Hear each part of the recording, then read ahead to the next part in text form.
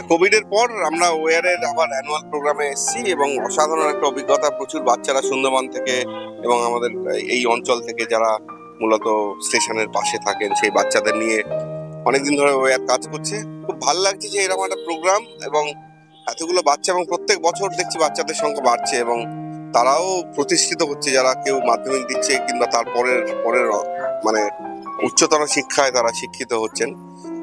তা ভালো লাগছে যে ওয়ার বিভিন্ন ধারা এবং শুধু শুধু শিক্ষা শিক্ষা নয়, শিক্ষার বিভিন্ন দিকগুলোকে নিয়েই ওয়ার এগিয়ে চলছে এবং অনেক মানুষকে নিয়ে এগিয়ে চলছে।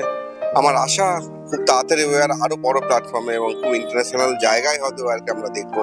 Thank you.